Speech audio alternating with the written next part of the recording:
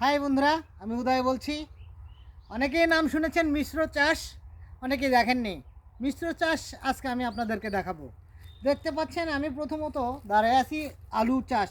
এগুলোকে বাংলাদেশের প্রসিদ্ধ আলু পাগড়ি আলু বলা হয়, সবচেয়ে দামি এবং টেস্টি আলু পাগড়ি আলু। আমি স্বল্প পরিসরে সে পাগড়ি আলু লাগাইছি এবং পাশাপাশি দেখতে পাচ্ছেন টমেটোর চারা। এই টমেটোর চারা যা জানেন, একটা গাছে মিনিমাম 25 থেকে 30 কেজি টমেটো লাগে। এই টমেটোর চারার নাম হচ্ছে বাহুবলী 2।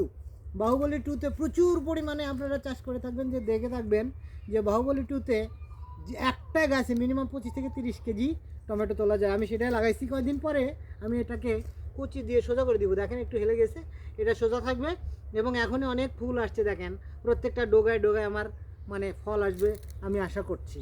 এটা মানে খোটা দিয়ে আমি দাঁড় করাই দিব। এখনও খোটা দেওয়ার সময় হয়নি, তাই আমি খোটা দিইনি। পাশাপাশি দেখতে পাচ্ছেন ফুলকপি এবং পেঁয়াজ। শুধু ফুলকপি আর পেঁয়াজেই আমি সীমাবদ্ধ নই। শুধু ফুলকপি আর পেঁয়াজ দিয়েই যে আমার সংসার চলে তা নয়। আমি পাশাপাশি রসুন, আপনারা দেখতে পাচ্ছেন। আমার ক্যামেরাম্যানকে রিকোয়েস্ট করব, ফুলকপি এখন বাজারে প্রচুর পরিমাণে আসছে, কিন্তু বাজারেগুলো যখন শেষ পর্যায়ে আসবে তখন আমারটা শুরু হবে। অর্থাৎ আমি এটা যখন বাজারে শেষ হয়ে যাবে তখন আমি আবার এই ফুলকপির স্বাদ আমি নিব। তাই আমি একটু এটাকে নমলা বা একটু পরে লাগাইছি। এবং এখানে দেখতে পাচ্ছেন আমি কিছু রসুনের চারা লাগাইছি। এবং আমার এটা কিন্তু আসলে বাণিজ্যিকভাবে নয়, আমার পরিবারের মানে যে যতটুকু চাহিদা সেই চাহিদাটা পূরণ করার জন্য আমি রসুনটাকে মানে লাগাইছি। এবং রসুন ক্ষেতের মধ্যে আমি কিছু খড় মানে শেড হিসেবে দিয়েছি। কারণটা কি বলেন তো?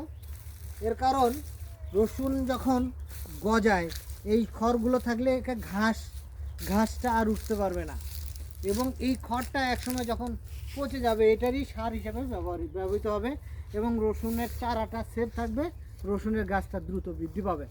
এই রসুনের পাতা এমন কোনো লোক নাই যে পছন্দ করে না। এই রসুনের পাতা দিয়ে মানুষ বেটে ভর্তা করে খায়, যেটা অধিকতর টেস্টি।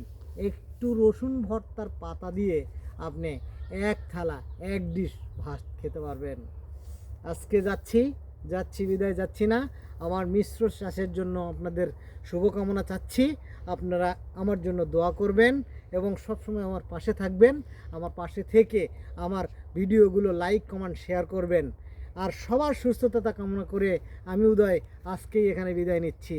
যাচ্ছি না। আবার কোনো রোমাঞ্চকর ভিডিও নিয়ে, কোনো শিক্ষণীয় ভিডিও নিয়ে আপনাদের সঙ্গে আমার দেখা হবে। সে পর্যন্ত সবাই সুস্থ থাকবেন, ভালো থাকবেন। Bye bye, tata.